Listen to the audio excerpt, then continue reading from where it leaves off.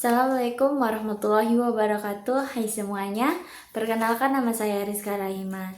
Di sini saya ingin membahas tentang mengenai tingkatan sertifikat GAP atau Good Agricultural Practice yang seringkali merujuk pada kategori nilai dari hasil audit penerapan GAP atau dalam konteks Indonesia mengacu pada tingkatan pada sertifikat prima untuk produk hortikultura. Sertifikat GAP seperti Indo GAP atau Indonesia Good Agricultural Practice atau standar internasionalnya seperti Global GAP. Nah, Global GAP ini adalah pengakuan tertulis bahwa proses produksi pertanian telah memenuhi standar yang ditetapkan terkait dengan keamanan pangan, kelestarian lingkungan, kesehatan dan kesejahteraan pekerja, serta mutu produk dan ketertelusuran.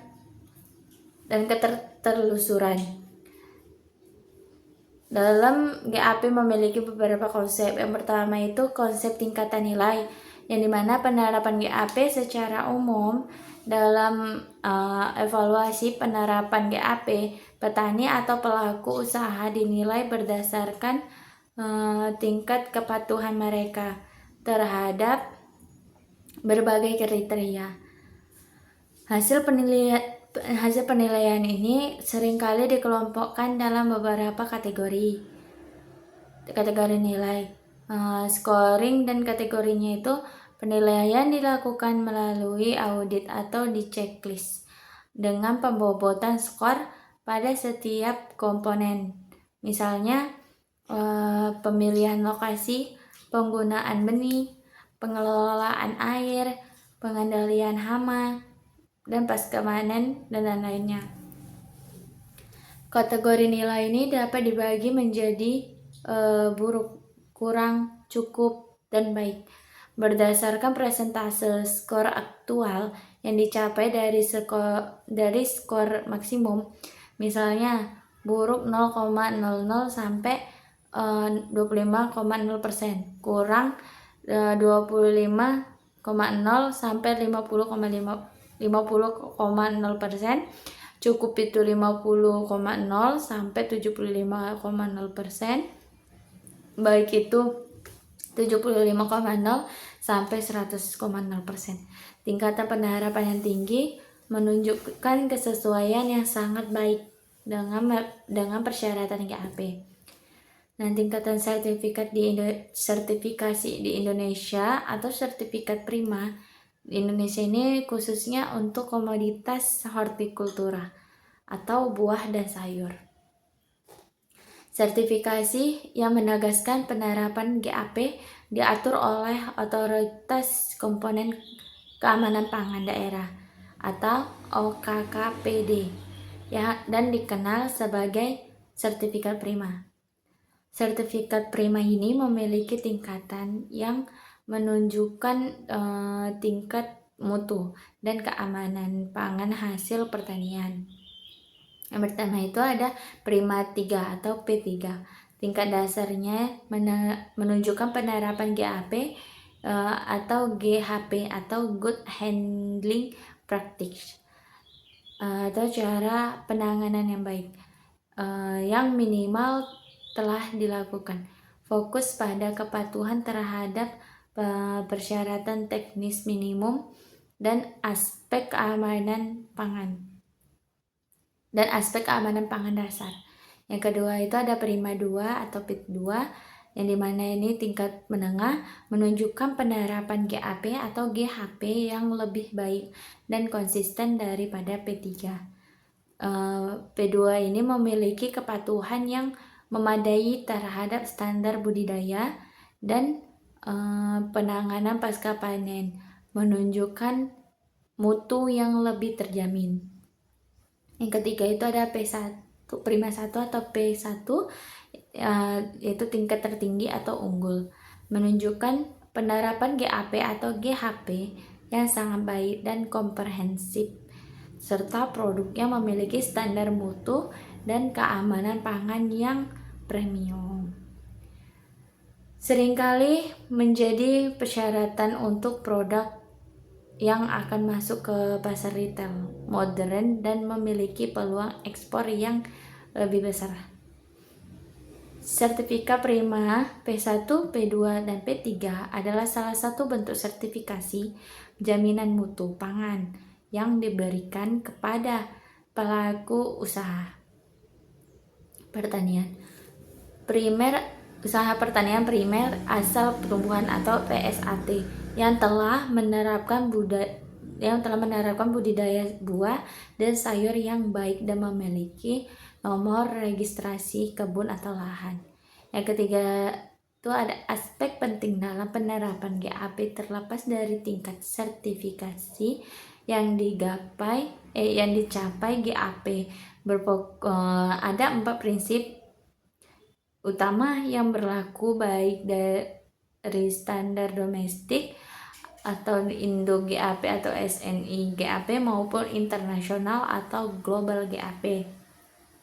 Keamanan pangan atau food safety memastikan produk aman dikonsumsi, meminimalkan risiko kontaminasi biologis, kimia, dan fisik, serta mengendalikan residu pestisida atau pupuk. Kualitas produk untuk menjamin produk memiliki mutu yang sesuai dengan standar yang ditetapkan. Lingkungan hidup juga menerapkan praktik yang ramah lingkungan dan berkelanjutan seperti pengelolaan limbah, konservasi air, dan penggunaan pupuk atau pestisida yang bijak. Kesehatan, keselamatan, dan kesejahteraan pekerja juga harus memperhatikan hak keamanan dan keselamatan pekerja di lapangan. Pencapaian tingkatan sertifikat GAP yang lebih tinggi seperti Prima 1 menunjukkan komitmen dan konsistensi yang lebih besar dalam memenuhi keempat prinsip tersebut. Secara menyeluruh yang pada akhirnya meningkatkan daya saing produk di pasar domestik maupun global. Setelah kita pahami dasar-dasar dan tingkatan sertifikasi GAP, izinkan saya membawa kita lebih dalam pada implikasi strategis dan tantangan implementasinya. Yang kunci yang pertama itu memahami jaminan mutu sertifikat prima di Indonesia di tingkat domestik. Jaminan mutu produk hortikultura kita diatur melalui sertifikat prima yang memiliki 3 hierarki penting. P3 adalah tingkat fondasi jaminan jaminan utama yang diberikan adalah bahwa produk telah aman dikonsumsi dengan lolosnya uji keamanan pangan dasar seperti residu pestisida di bawah batas yang diizinkan. Ini adalah standar minimal untuk pasar lokal yang bertanggung jawab. Prima 2 atau P2 mewakili komitmen yang lebih tinggi lagi. Selain ia aman, produk juga dijamin bermutu baik dari segi fisik, konsistensi, dan kualitas visualnya. Sertifikat ini menjadi nilai jual penting untuk memasuki pasar retail modern di dalam negeri. Sedangkan P1 adalah capaian paling tertinggi. Nah, ini adalah referensi dari penerapan GAP atau GHP yang sangat baik, terpadu dan menyeluruh, memastikan produk aman, bermutu unggul, dan memiliki ketertelusuran yang lengkap. P1 inilah yang secara fungsional setara dengan persyaratan ekspor internasional yang dikeluarkan oleh Otoritas Komponen Keamanan Pangan Pusat. Kunci yang kedua itu, mengapa GAP menjadi kunci menembus pasar global?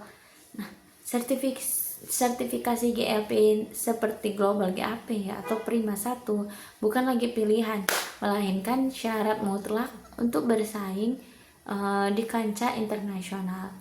Mengatasi hambatan mutu atau quality barrier dalam perdagangan bebas, negara-negara maju menggunakan standar mutu yang ketat, bukan lagi tarif untuk menyaring produk impor. Namun GAP membuktikan bahwa produk kita diproduksi secara bertanggung jawab dan higienis. Jaminan ketertelusuran atau traceability, sistem GAP mewajibkan dokumentasi lengkap, kemampuan melacak produk kembali ke kebun asalnya adalah perisai reputasi kita. Jika ada masalah keamanan pangan, kita dapat bertindak cepat tanpa merusak citra merek secara keseluruhan. Peningkatan nilai jual dalam sertifikasi GAP yang mencakup aspek keberlanjutan dan kesejahteraan pekerja memberikan nilai tambah. Konsumen global bersedia membayar lebih untuk produk yang etis dan terjamin mutunya, dan itu pastinya bakal memberikan margin keuntungan yang lebih baik bagi eksportir kita. Efisiensi operasional, dengan mematuhi GAP, kita secara otomatis meminimalkan pemborosan, mengurangi risiko penolakan produk, dan mengoptimalkan penggunaan input, yang pada akhirnya meningkatkan efisiensi dan profitabilitas di tingkat petani.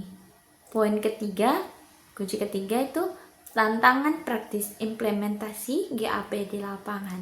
Meskipun strategis, realitas di lapangan menunjukkan bahwa penerapan GAP di Indonesia masih menghadapi hambatan, yang dimana tantangan sumber daya manusia dalam tingkat pendidikan, petani yang beragam, dan kurangnya pelatihan spesifik GAP bagi penyuluh pertanian lapangan atau PPL, yang menjadi kendala besar dalam mengadopsi standar dan sistem dokumentasi yang ketat. Selanjutnya itu ada kendala biaya dan investasi. Biaya untuk sertifikasi pembangunan infrastruktur higienis seperti packing house standar dan pembelian alat pelindung diri bagi pekerja masih dianggap mahal dan memberatkan bagi mayoritas petani kecil. Masalah komitmen jangka panjang juga mempengaruhi perubahan dari kebiasaan bertani tradisional menuju sistem yang terstandarisasi, membutuhkan waktu, komitmen, dan perubahan budaya. Ada kecenderungan petani hanya fokus pada kepatuhan saat menjelang audit saja, dan bukannya menjadikannya sebagai praktik harian yang disebut dengan sepele. Dalam GAP memiliki 10 pilar teknis, atau disebut juga 10 aspek atau komponen GAP. Adalah penjabaran detail dari praktik-praktik yang harus dipenuhi oleh petani untuk mendapatkan sertifikasi dan memastikan produknya itu aman, berkualitas, dan diproduksi secara bertanggung jawab dan higienis. 10 pilar ini mencakup siklus budidaya secara menyeluruh, Yang pertama itu lokasi budidaya, memastikan lokasi lahan tidak berada di area yang rawan bencana atau banjir, longsor, dan yang paling penting bebas dari pencemaran limbah berbahaya atau yang disebut limbah industri atau rumah tangga yang dapat mengontaminasi produk. Yang kedua itu bibit dan benih, menggunakan bibit atau benih yang bermutu unggul dan sehat serta berasal dari sumber yang jelas dan bersertifikat. Ini adalah fondasi untuk hasil panen yang tinggi dan berkualitas, serta meminimalkan risiko penyakit sejak awal. Yang ketiga itu ada pengelolaan tanah dan media tanam. Melakukan analisis tanah secara berkala dan menerapkan praktik untuk mempertahankan serta meningkatkan kesuburan tanah, misalnya dengan penambahan bahan organik, praktik konservasi tanah seperti pembuatan teras atau penanaman tanaman penutup tanah juga termasuk dalam pilar ini. Yang keempat itu ada pemupukan. Pemupukan secara tepat, yaitu tepat jenis, tepat dosis, tepat cara, dan tepat waktu atau tempat. Prioritas diberikan pada penggunaan pupuk organik dan penggunaan pupuk anorganik harus berdasarkan kebutuhan tanaman. Hasil analisis tanah untuk menghindari pencemaran lingkungan. Yang kelima itu ada pengelolaan air dan irigasi yang menggunakan sumber air yang bersih dan tidak terkontaminasi yang sudah diuji secara berkala. Sistem irigasi harus efisien, misalnya irigasi tetes untuk menghemat air serta menghindari genangan yang dapat memicu penyakit. Yang keenam itu ada pengendalian organisme pengganggu tumbuhan atau OPT yang menerapkan pengendalian hama terpadu atau PHT sebagai prioritas utama.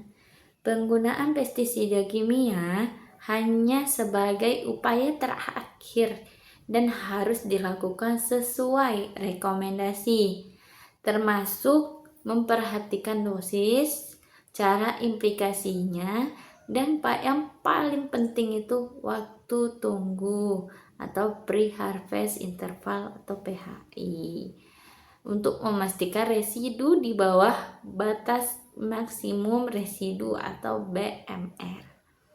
Tujuh ada panen. Penentuan waktu panen harus tepat. Tingkat kematangan optimal untuk menjamin kualitas terbaik dan daya simpan yang panjang. Proses panen juga harus dilakukan dengan alat yang bersih dan metode yang meminimalkan kerusakan fisik pada produk. Yang ke-8 itu ada penanganan pasca panen atau Good Handling Practice atau GHP. Proses setelah panen seperti pengumpulan, sortasi atau pemilahan, pencucian, dan pengemasan harus dilakukan di tempat yang higienis. Tujuannya apa? Tujuannya adalah mencegah kontaminasi silang dan mempertahankan mutu produk sebelum dipasarkan. 9 itu ada pengelolaan limbah dan pencemaran lingkungan yang dilakukan untuk pembuangan wadah bekas pestisida dan pupuk secara aman. Selain itu, harus ada upaya meminimalkan pencemaran air dan tanah akibat kegiatan budidaya. Yang ke-10 itu ada pencatatan atau recording. Itu sangat penting, dan ketelusuran. Ini adalah pilar administrasi yang sangat penting. Petani wajib mencatat seluruh riwayat budidaya, mulai dari tanggal tanam, jenis, dan dosis pupuk, hingga riwayat penyemprotan pestisida. Juga harus mencatat nama produk pestisida, dosis, dan tanggal implikasinya.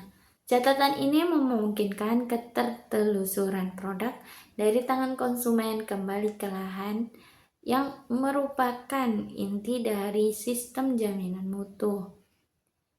Ke-10 pilar ini merupakan panduan praktis yang harus diinternalisasi oleh petani untuk mengubah praktik pertanian tradisional menjadi sistem yang profesional, bertanggung jawab, dan berorientasi pasar. Prinsip-prinsip utama Good Agriculture Practice atau GAP mencakup seluruh rantai produksi pertanian dengan fokus pada 4 pilar utama saja. Yang dimana 1 untuk keamanan pangan, kualitas produk, kelestarian lingkungan, dan kesejahteraan pekerja. Dalam praktiknya, GAP dimulai dari fase pratanam, di mana petani harus merencanakan dan memilih lokasi yang bebas dari potensi kontaminasi limbah berbahaya, serta menggunakan benih atau bibit yang berkualitas dan bersertifikat. Selama fase budidaya, petani diwajibkan menerapkan manajemen lahan yang baik, termasuk irigasi yang efisien dengan air yang tidak terkontaminasi. Lalu penggunaan pupuk dan pestisida harus dilakukan secara bijak dan tepat dosis, berdasarkan prinsip pengendalian hama terpadu atau PHT untuk meminimalkan residu bahan kimia pada produk akhir dan mencegah pencemaran lingkungan. Selanjutnya, pada fase panen dan pasca panen, prinsip Good Handling Practice atau GHP diterapkan memastikan proses panen dilakukan pada waktu yang tepat, menggunakan alat yang bersih, serta proses pengemasan dan penyimpanan dilakukan secara higienis untuk mempertahankan kualitas dan keamanan produk. Yang terakhir, seluruh kegiatan ini harus dilakukan dengan sistem manajemen yang baik, termasuk dokumentasi yang lengkap untuk menjamin keterlusuran atau traceability produk serta perhatian serius terhadap kesehatan dan keselamatan kerja atau K3 bagi para pekerja di lahan. Contoh kasus mengenai penerapan GAP pada komoditas sayuran, khususnya itu cabai merah di sentra produksi. Kelompok tani Maju Jaya yang beroperasi di salah satu sentra produksi cabai merah menghadapi tantangan serius berupa kualitas produk yang tidak seragam, tingkat residu pestisida yang mengkhawatirkan, dan penurunan kesuburan tanah akibat penggunaan bahan kimia yang berlebihan, yang semuanya membatasi akses petani ke pasar premium. Untuk mengatasi masalah ini, kelompok tani tersebut memutuskan mengimplementasikan program GAP secara komprehensif, dimulai dari penggantian benih lokal dengan benih hibrida bersertifikat untuk menjamin kualitas dan ketahanan penyakit, hingga pergeseran total ke sistem pengendalian hama terpadu, meminimalkan pestisida kimia dan menerapkan ketat waktu tunggu atau pre-harvest interval sebelum panen. Selain itu, mereka menggalakkan penggunaan pupuk organik untuk memulihkan kesehatan tanah. Dampaknya sangat signifikan dalam dua musim tanam. Proporsi cabai grade A mereka melonjak. Produk teruji aman dari residu dan mereka berhasil memasokkan ke supermarket dengan harga premium 15-20% lebih tinggi dari sebelumnya. Nah, ini membuktikan bahwa GAP tidak hanya meningkatkan keamanan dan keberlanjutan saja, tetapi juga profitabilitas usaha tani secara keseluruhan. Meskipun manfaat GAP besar, adopsinya oleh petani skala kecil di Indonesia menghadapi beberapa tantangan. Yang pertama, biaya sertifikasinya. Biaya sertifikasi GAP, terutama global GAP, memerlukan biaya awal yang tinggi untuk audit dan pemenuhan infrastruktur.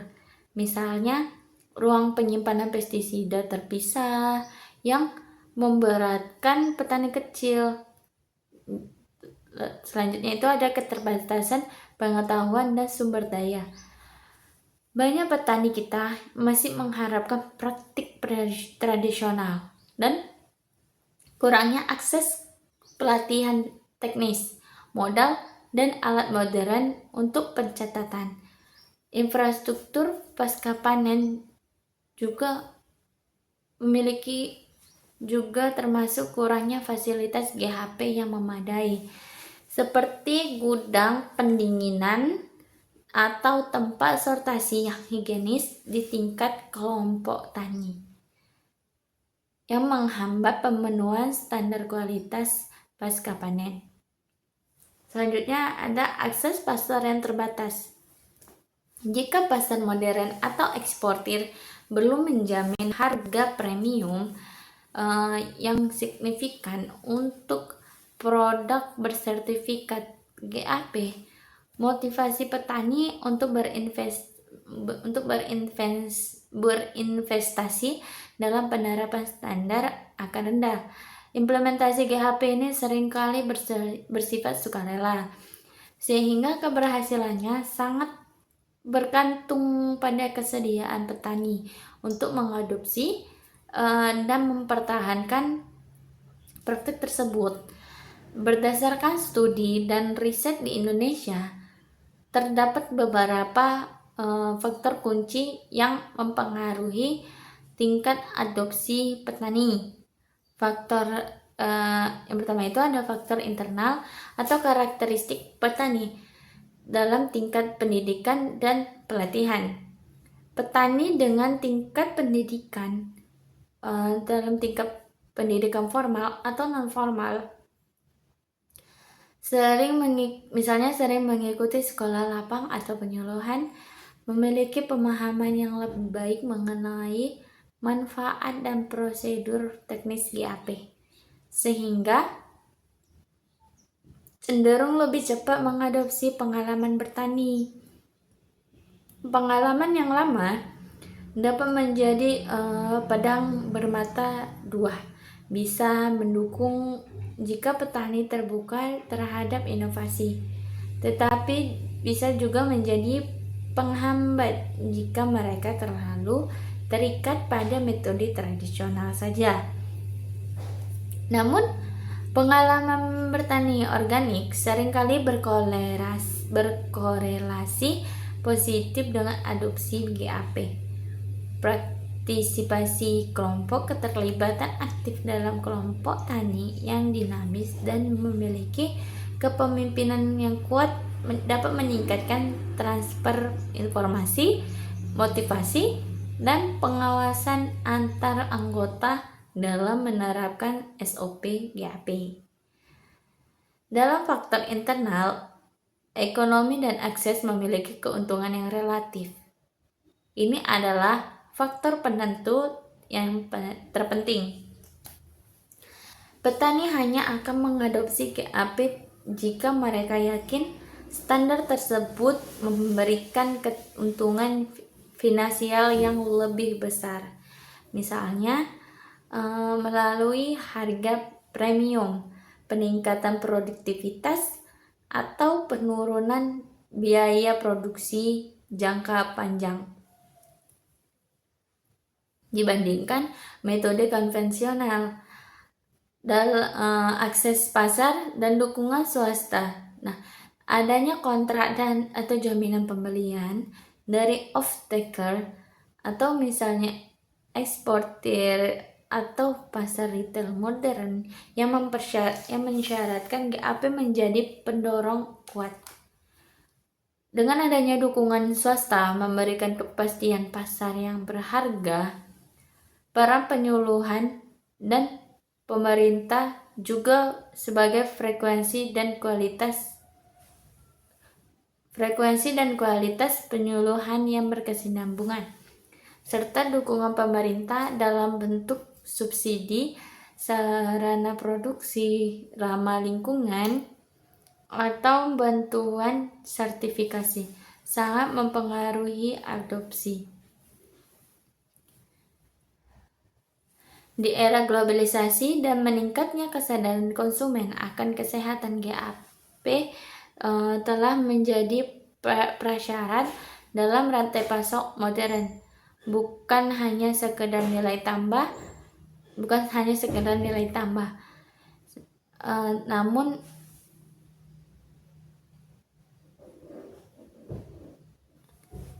pintu gerbang ke pasar ekspor dan retail kepercayaan konsumen. GAP membangun kepercayaan konsumen global karena menjamin bahwa produk yang diproduksi secara bertanggung jawab dan memiliki resiko keamanan pangan yang rendah, misalnya bebas dari pencemaran salmonella atau residu pestisida berlebihan. Nah, sistem logistik produk bersertifikasi GAP cenderung memiliki kualitas fisik yang lebih baik dan daya simpan yang lebih lama karena penanganan pasca panen GAP yang terkontrol. Hal ini sangat vital dalam rantai dingin atau cold chain dan logistik ekspor. Meningkatkan efisiensi rantai nilai, mengurangi pemborosan dengan standar panen yang tepat dan penanganan yang benar. Kerusakan produk selama transportasi dan penyimpanan berkurang signifikan, yang pada akhirnya meningkatkan efisiensi dan mengurangi limbah makanan atau food waste, yang memperkuat posisi tawar petani yang bergabung dalam kelompok bersertifikasi GAP ini memiliki posisi tawar yang jauh lebih kuat saat bernegosiasi dengan pedagang besar atau industri pengolahan, karena mereka tuh dapat menawarkan produk yang terstandar, disasi dan terlacak atau traceable. Secara keseluruhan, GAP berfungsi sebagai bahasa standar global yang menjembatani praktik petani di hulu dengan tuntutan kualitas, keamanan, dan etika di hilir rantai pasok. Hubungan antara GAP dan pertanian berkelanjutan atau sustainable agriculture sangat erat karena GAP pada dasarnya adalah implementasi praktis dari 3 pilar keberlanjutan: ekonomi, lingkungan, dan sosial.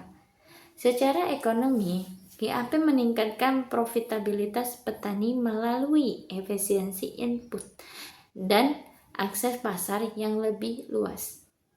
Secara lingkungan, merujuk pada kategori nilai dari hasil audit penerapan GAP, atau dalam konteks Indonesia mengacu pada tingkatan pada sertifikat prima untuk produk hortikultura.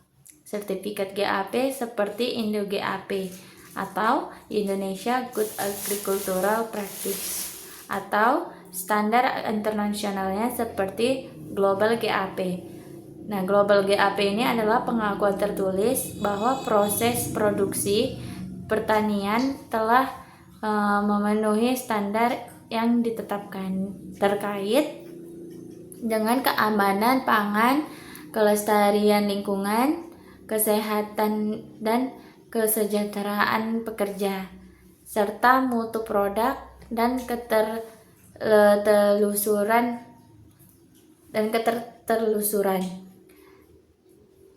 Dalam GAP memiliki beberapa konsep. Yang pertama itu konsep tingkatan nilai, yang dimana penerapan GAP secara umum dalam evaluasi penerapan GAP, petani atau pelaku usaha dinilai berdasarkan tingkat kepatuhan mereka terhadap berbagai kriteria.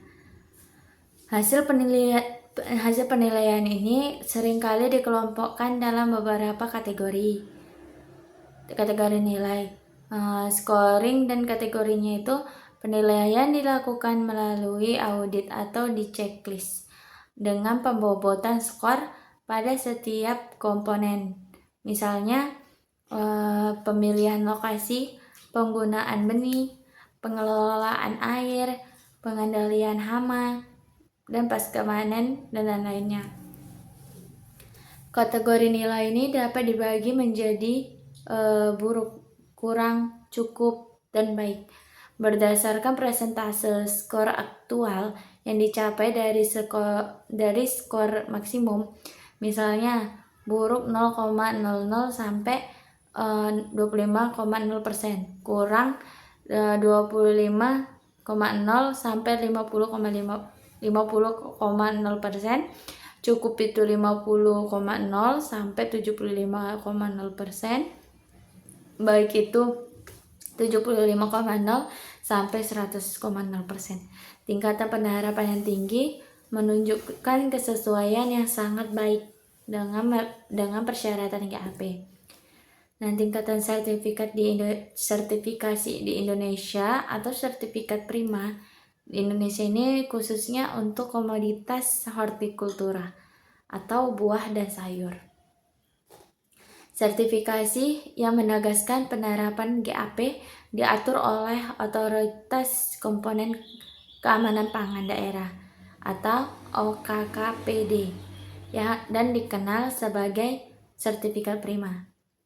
Sertifikat prima ini memiliki tingkatan yang menunjukkan tingkat mutu dan keamanan pangan hasil pertanian. Yang pertama itu ada Prima 3 atau P3. Tingkat dasarnya menunjukkan penerapan GAP atau GHP atau Good Handling Practice atau cara penanganan yang baik yang minimal telah dilakukan. Fokus pada kepatuhan terhadap persyaratan teknis minimum dan aspek keamanan pangan dasar. Yang kedua itu ada Prima 2 atau PIT 2, yang dimana ini tingkat menengah menunjukkan penerapan GAP atau GHP yang lebih baik dan konsisten daripada P3. P2 ini memiliki kepatuhan yang memadai terhadap standar budidaya dan penanganan pasca panen, menunjukkan mutu yang lebih terjamin. Yang ketiga itu ada P1, Prima 1 atau P1, yaitu tingkat tertinggi atau unggul, menunjukkan penerapan GAP atau GHP yang sangat baik dan komprehensif, serta produknya memiliki standar mutu dan keamanan pangan yang premium. Seringkali menjadi persyaratan untuk produk yang akan masuk ke pasar retail modern dan memiliki peluang ekspor yang lebih besar. Sertifikat Prima P1, P2, dan P3 adalah salah satu bentuk sertifikasi jaminan mutu pangan yang diberikan kepada pelaku usaha pertanian primer, usaha pertanian primer asal tumbuhan atau PSAT yang telah menerapkan budidaya buah dan sayur yang baik dan memiliki nomor registrasi kebun atau lahan. Yang ketiga itu ada aspek penting dalam penerapan GAP terlepas dari tingkat sertifikasi yang dicapai GAP. Ada 4 prinsip utama yang berlaku baik dari standar domestik atau Indo GAP atau SNI GAP maupun internasional atau global GAP. Keamanan pangan atau food safety memastikan produk aman dikonsumsi, meminimalkan risiko kontaminasi biologis, kimia, dan fisik, serta mengendalikan residu pestisida dan pupuk. Kualitas produk untuk menjamin produk memiliki mutu yang sesuai dengan standar yang ditetapkan. Lingkungan hidup juga menerapkan praktik yang ramah lingkungan dan berkelanjutan seperti pengelolaan limbah, konservasi air, dan penggunaan pupuk atau pestisida yang bijak. Kesehatan, keselamatan, dan kesejahteraan pekerja juga harus memperhatikan hak keamanan dan keselamatan pekerja di lapangan. Pencapaian tingkatan sertifikat GAP yang lebih tinggi seperti Prima 1 menunjukkan komitmen dan konsistensi yang lebih besar dalam memenuhi keempat prinsip tersebut. Secara menyeluruh yang pada akhirnya meningkatkan daya saing produk di pasar domestik maupun global. Setelah kita pahami dasar-dasar dan tingkatan sertifikasi GAP, izinkan saya membawa kita lebih dalam pada implikasi strategis dan tantangan implementasinya. Yang kunci yang pertama itu memahami jaminan mutu sertifikat prima di Indonesia di tingkat domestik. Jaminan mutu produk hortikultura kita diatur melalui sertifikat prima yang memiliki 3 hierarki penting. P3 adalah tingkat fondasi jaminan jaminan utama yang diberikan adalah bahwa produk telah aman dikonsumsi dengan lolosnya uji keamanan pangan dasar seperti residu pestisida di bawah batas yang diizinkan. Ini adalah standar minimal untuk pasar lokal yang bertanggung jawab.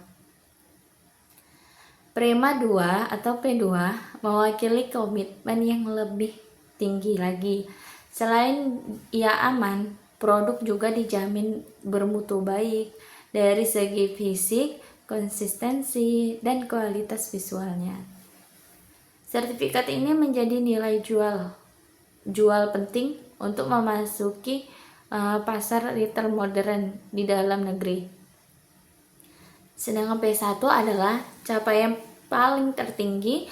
Nah, ini adalah referensi dari penerapan GAP atau GHP yang sangat baik, terpadu, dan menyeluruh, memastikan produk aman, bermutu unggul, dan memiliki ketertelusuran yang lengkap.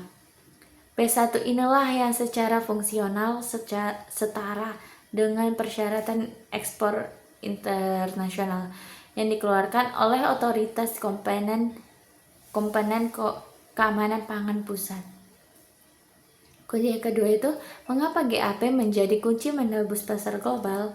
Nah, sertifikasi GAP seperti Global GAP ya atau Prima 1 bukan lagi pilihan, melainkan syarat mutlak untuk bersaing di kancah internasional. Mengatasi hambatan mutu atau quality barrier dalam perdagangan bebas, negara-negara maju menggunakan standar mutu yang ketat, bukan lagi tarif untuk menyaring produk impor. Namun GAP membuktikan bahwa produk kita diproduksi secara bertanggung jawab dan higienis. Jaminan ketertelusuran atau traceability, sistem GAP mewajibkan dokumentasi lengkap, kemampuan melacak produk kembali ke kebun asalnya adalah perisai reputasi kita. Jika ada masalah keamanan pangan, kita dapat bertindak cepat tanpa merusak citra merek secara keseluruhan.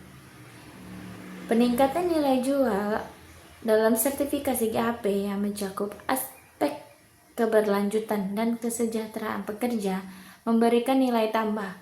Konsumen global bersedia membayar lebih untuk produk yang etis dan terjamin mutunya, dan itu pastinya bakal memberikan margin keuntungan yang lebih baik bagi eksportir kita. Efisiensi operasional, dengan mematuhi GAP kita secara otomatis meminimalkan pemborosan, mengurangi risiko penolakan produk, dan mengoptimalkan penggunaan input, yang pada akhirnya meningkatkan efisiensi dan profitabilitas di tingkat petani. Kunci ketiga itu tantangan praktis implementasi GAP di lapangan. Meskipun strategis, realitas di lapangan menunjukkan bahwa penerapan GAP di Indonesia masih menghadapi hambatan, yang dimana tantangan sumber daya manusia dalam tingkat pendidikan, petani yang beragam, dan kurangnya pelatihan spesifik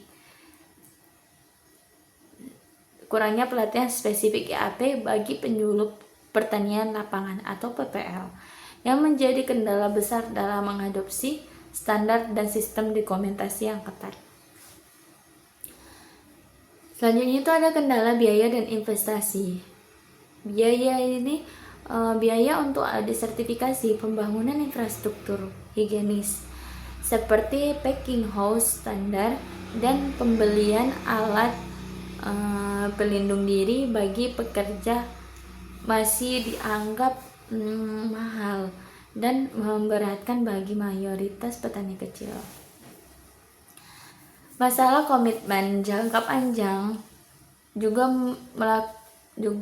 mempengaruhi perubahan dari kebiasaan bertani tradisional menuju sistem yang terstandarisasi, membutuhkan waktu, komitmen, dan perubahan budaya.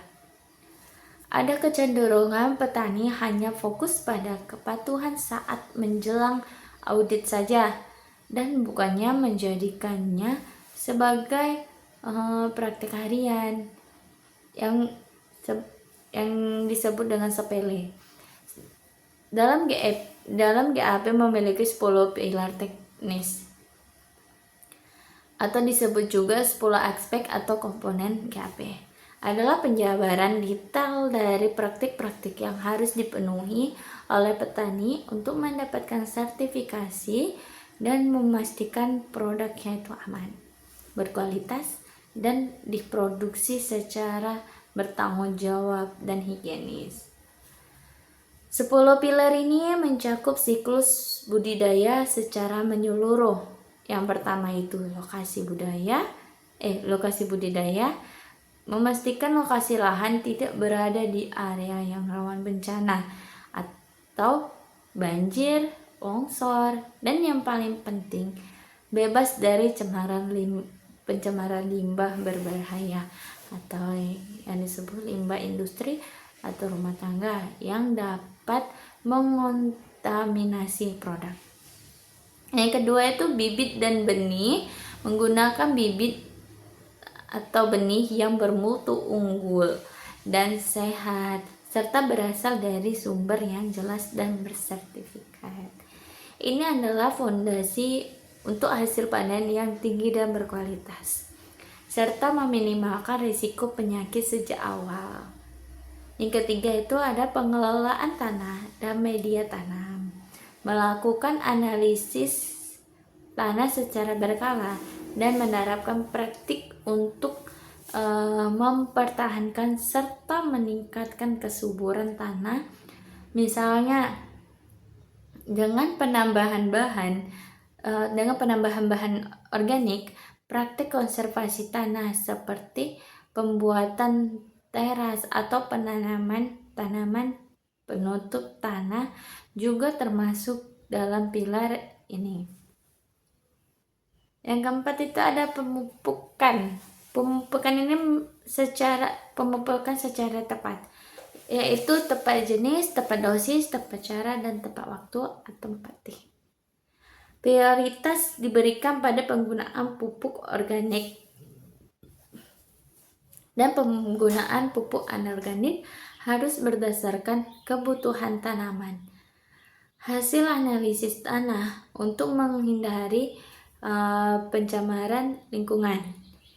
Yang kelima itu ada pengelolaan air dan irigasi yang menggunakan sumber air yang bersih dan tidak terkontaminasi yang sudah diuji secara berkala. Sistem irigasi harus efisien, misalnya irigasi tetes untuk menghemat air serta menghindari genangan yang dapat memicu penyakit. Yang keenam itu ada pengendalian organisme pengganggu tumbuhan atau OPT yang menerapkan pengendalian hama terpadu atau PHT sebagai prioritas utama. Penggunaan pestisida kimia hanya sebagai upaya terakhir dan harus dilakukan sesuai rekomendasi, termasuk memperhatikan dosis, cara implikasinya, dan yang paling penting itu waktu tunggu atau pre-harvest interval atau PHI untuk memastikan residu di bawah batas maksimum residu atau BMR. 7 ada panen. Penentuan waktu panen harus tepat.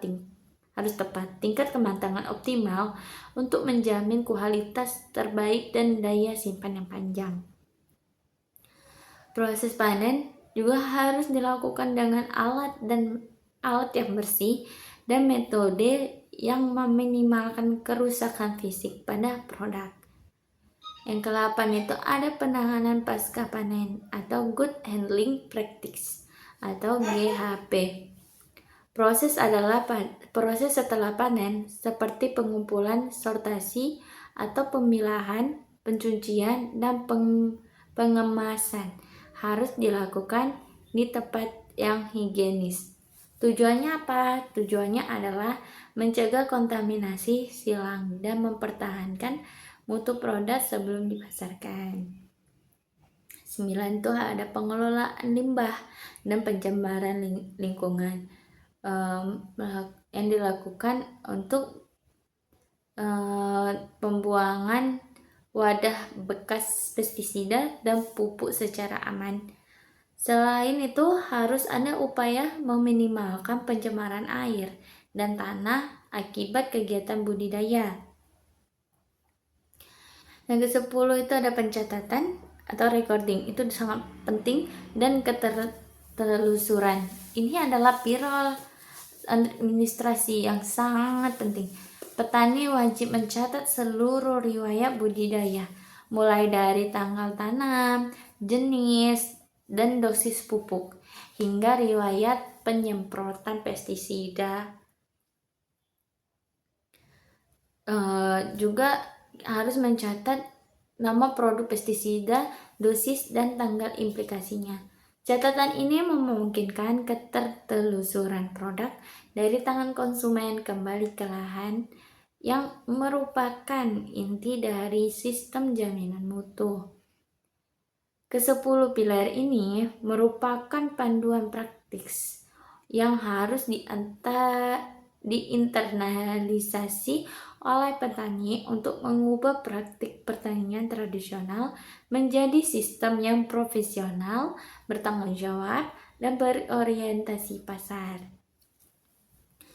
Prinsip-prinsip utama Good Agriculture Practice atau GAP mencakup seluruh rantai produksi pertanian dengan fokus pada 4 pilar utama saja. Yang dimana 1 untuk keamanan pangan, kualitas produk, kelestarian lingkungan, dan kesejahteraan pekerja. Dalam praktiknya, GAP dimulai dari fase pratanam, di mana petani harus merencanakan dan memilih lokasi yang bebas dari potensi kontaminasi limbah berbahaya, serta menggunakan benih atau bibit yang berkualitas dan bersertifikat. Selama fase budidaya, petani diwajibkan menerapkan manajemen lahan yang baik, termasuk irigasi yang efisien dengan air yang tidak terkontaminasi. Lalu penggunaan pupuk dan pestisida harus dilakukan secara bijak dan tepat dosis, berdasarkan prinsip pengendalian hama terpadu atau PHT untuk meminimalkan residu bahan kimia pada produk akhir dan mencegah pencemaran lingkungan. Selanjutnya, pada fase panen dan pasca panen, prinsip Good Handling Practice atau GHP diterapkan memastikan proses panen dilakukan pada waktu yang tepat, menggunakan alat yang bersih, serta proses pengemasan dan penyimpanan dilakukan secara higienis untuk mempertahankan kualitas dan keamanan produk.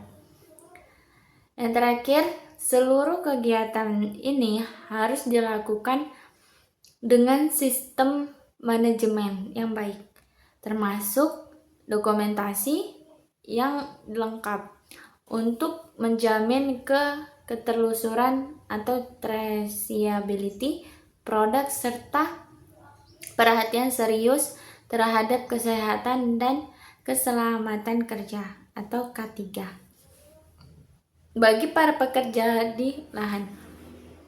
Contoh kasus mengenai penerapan GAP pada komoditas sayuran, khususnya itu cabai merah di sentra produksi. Kelompok Tani Maju Jaya yang beroperasi di salah satu sentra produksi cabai merah menghadapi tantangan serius berupa kualitas produk yang tidak seragam, tingkat residu pestisida yang mengkhawatirkan, dan penurunan kesuburan tanah akibat penggunaan bahan kimia yang berlebihan, yang semuanya membatasi akses petani ke pasar premium. Untuk mengatasi masalah ini, kelompok tani tersebut memutuskan mengimplementasikan program GAP secara komprehensif, dimulai dari penggantian benih lokal dengan benih hibrida bersertifikat untuk menjamin kualitas dan ketahanan penyakit, hingga pergeseran total ke sistem pengendalian hama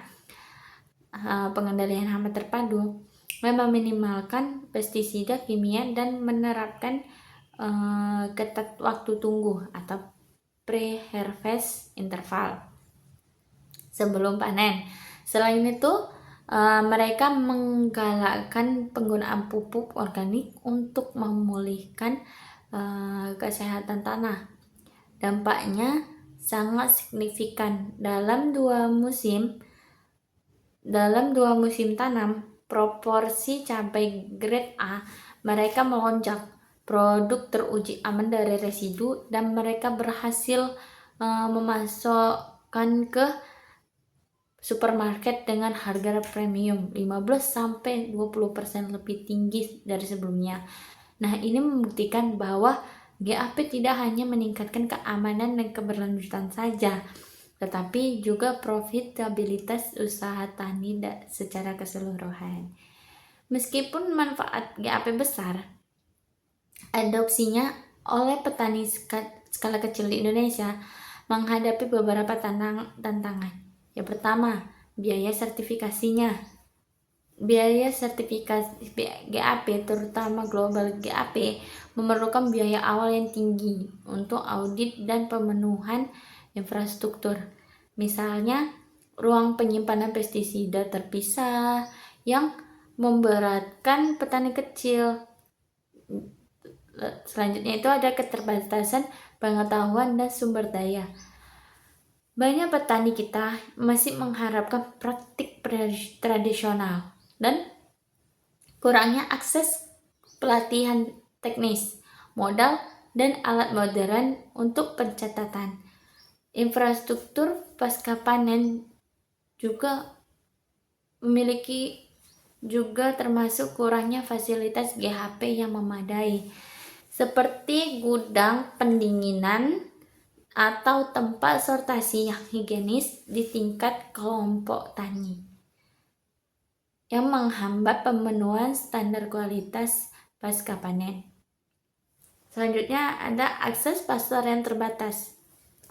Jika pasar modern atau eksportir belum menjamin harga premium yang signifikan untuk produk bersertifikat GAP, motivasi petani untuk berinvestasi dalam penerapan standar akan rendah. Implementasi GHP ini seringkali bersifat sukarela, sehingga keberhasilannya sangat bergantung pada kesediaan petani untuk mengadopsi dan mempertahankan praktik tersebut. Berdasarkan studi dan riset di Indonesia, terdapat beberapa faktor kunci yang mempengaruhi tingkat adopsi petani. Faktor yang pertama itu ada faktor internal atau karakteristik petani dalam tingkat pendidikan dan pelatihan. Petani dengan tingkat pendidikan dalam tingkat pendidikan formal atau non formal sering mengikuti sekolah lapang atau penyuluhan, memiliki pemahaman yang lebih baik mengenai manfaat dan prosedur teknis GAP, sehingga cenderung lebih cepat mengadopsi pengalaman bertani.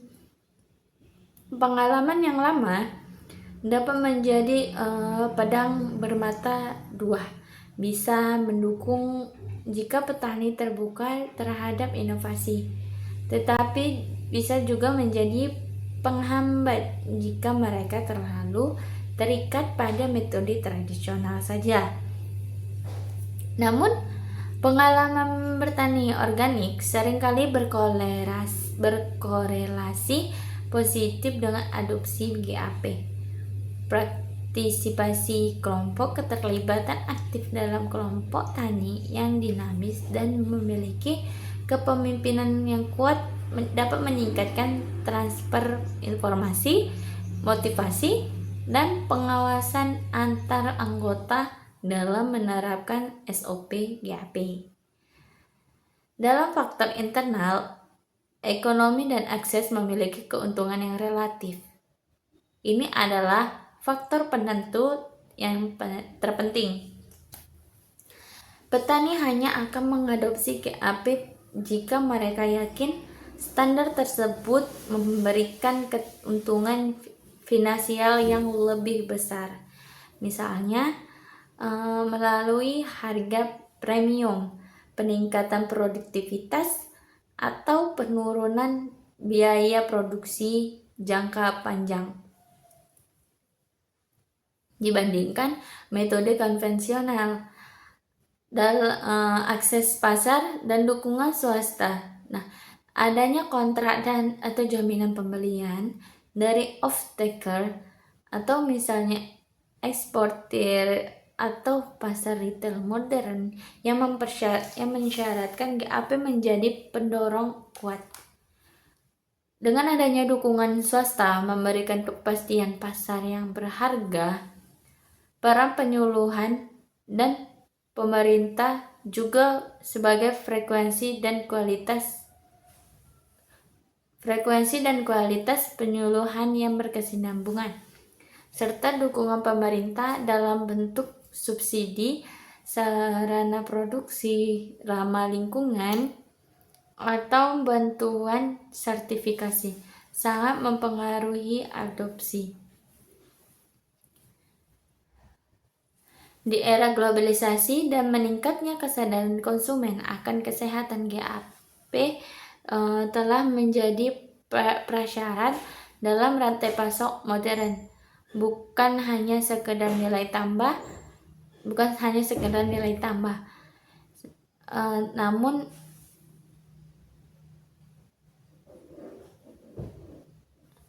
namun pintu gerbang ke pasar ekspor dan retail kepercayaan konsumen. GAP membangun kepercayaan konsumen global karena menjamin bahwa produk yang diproduksi secara bertanggung jawab dan memiliki resiko keamanan pangan yang rendah, misalnya bebas dari pencemaran salmonella atau residu pestisida berlebihan. Nah, sistem logistik produk bersertifikasi GAP cenderung memiliki kualitas fisik yang lebih baik dan daya simpan yang lebih lama karena penanganan pasca panen GAP yang terkontrol. Hal ini sangat vital dalam rantai dingin atau cold chain dan logistik ekspor. Meningkatkan efisiensi rantai nilai, mengurangi pemborosan dengan standar panen yang tepat dan penanganan yang benar. Kerusakan produk selama transportasi dan penyimpanan berkurang signifikan, yang pada akhirnya meningkatkan efisiensi dan mengurangi limbah makanan atau food waste, yang memperkuat posisi tawar petani. Petani yang bergabung dalam kelompok bersertifikasi GAP ini memiliki posisi tawar yang jauh lebih kuat saat bernegosiasi dengan pedagang besar atau industri pengolahan, karena mereka tuh dapat menawarkan produk yang terstandar, disasi dan terlacak atau traceable. Secara keseluruhan, GAP berfungsi sebagai bahasa standar global yang menjembatani praktik petani di hulu dengan tuntutan kualitas, keamanan, dan etika di hilir rantai pasok. Hubungan antara GAP dan pertanian berkelanjutan atau sustainable agriculture sangat erat karena GAP pada dasarnya adalah implementasi praktis dari 3 pilar keberlanjutan: ekonomi, lingkungan, dan sosial. Secara ekonomi, GAP meningkatkan profitabilitas petani melalui efisiensi input dan akses pasar yang lebih luas.